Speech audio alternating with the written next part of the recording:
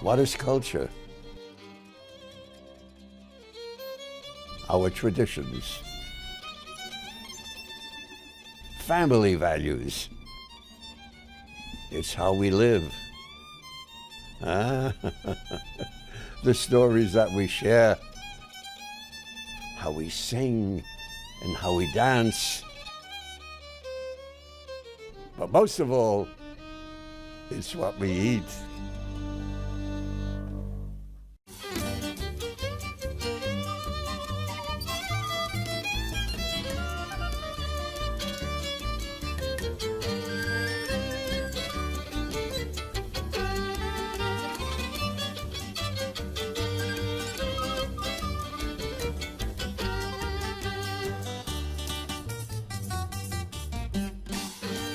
Behind every recipe is a story of traditions and daily life in far-off towns and villages.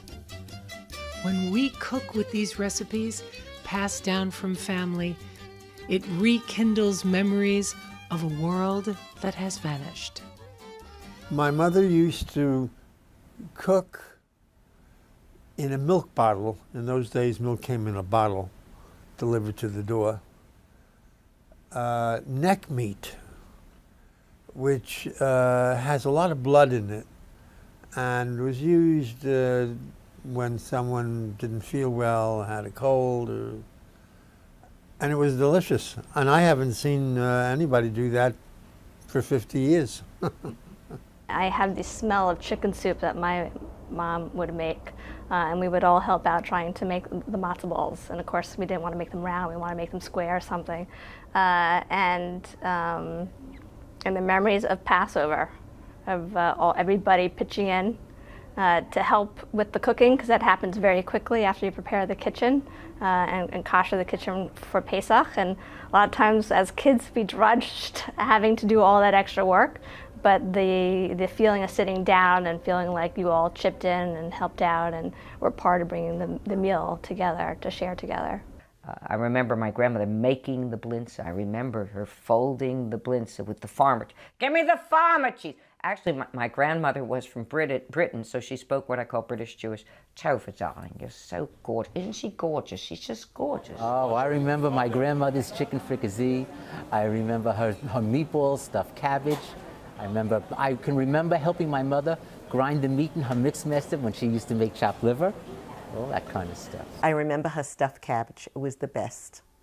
And I always tried to, I remember when she was alive, I would say, Ma, what did you put in it?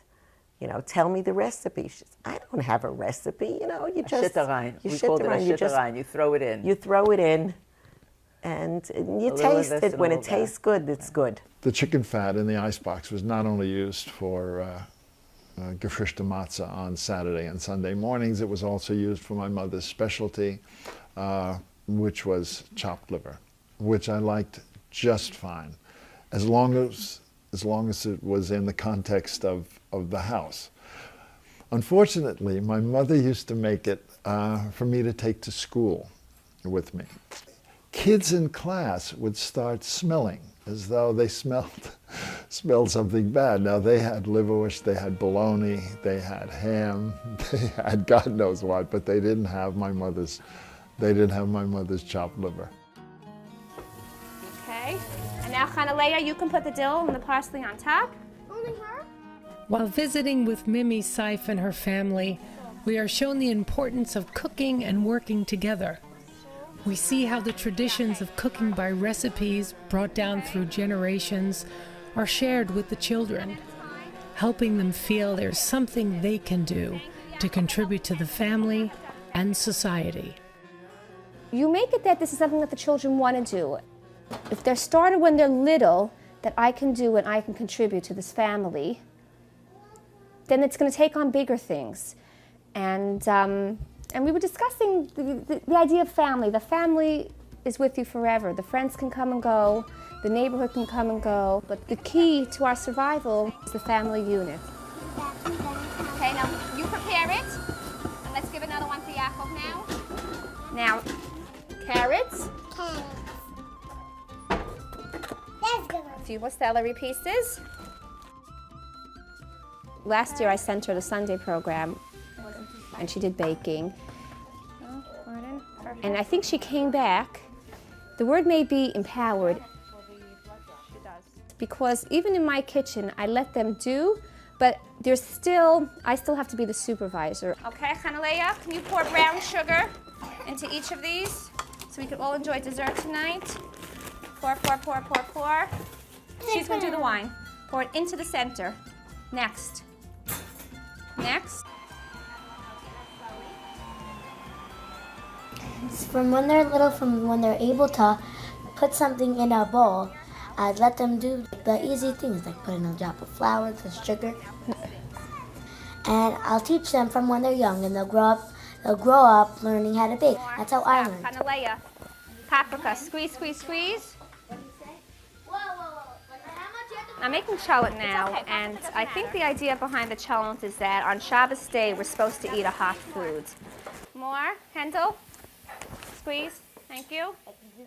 You want to use something that if you cook it, it shouldn't burn between the time that it takes to make and the time you eat it on Shabbos. So we put into the cholent Delmonico steak. No fat in it, right? It's not fatty? No, it's and it pulls apart, and when it cooks, it gets nice and soft. Now, what else do we put in the cholent? We put in barley. And you also said the kishka, right? You do it by yourself. Yay! This is the way we foster independence, self-esteem. Gefilte fish traditionally has in it sugar, and depends what side of the European continent you come from, how much sugar you put in. We like it sweet. Some people prefer it more salty. In my mother's house, they use a lot of pepper. I have children, so we really don't go heavy duty on the pepper. We're gonna go softly. I've seen in some houses they cook the white fish together with the gefilte fish. Some houses put in salmon, they put a parsnip in there. We just go with plain gefilte fish. Since we're here, we're looking at assessing everything. We're gonna check on the soup. It's not cooking over yet, but I have a feeling that I'm gonna listen to it, and I'm gonna have to take out some water because it's pretty high in the water. The rice is cooking. I'm gonna stir it once. It's up to a simmer, stir it so it shouldn't stick too much. And this rice, it has a delicious aroma, and the jasmine and the saffron is absolutely delicious. The whole house smells good. We have eggs for egg salad, eggs and onions, which the children like to eat. They like to prepare it themselves Shabbos morning. Sometimes we do deviled eggs. And everybody has their job. So whoever's on duty that morning while mom sleeps late decides what type of eggs we're gonna have. Bei mir bist du gut, bei mir hast du gut, bei mir bist du einer auf der Welt. Viel schöne Mädchen haben schon gewollt mit mir, und wenn sie alle ausgeglitten, hab ich noch dir, bei mir bist du schön.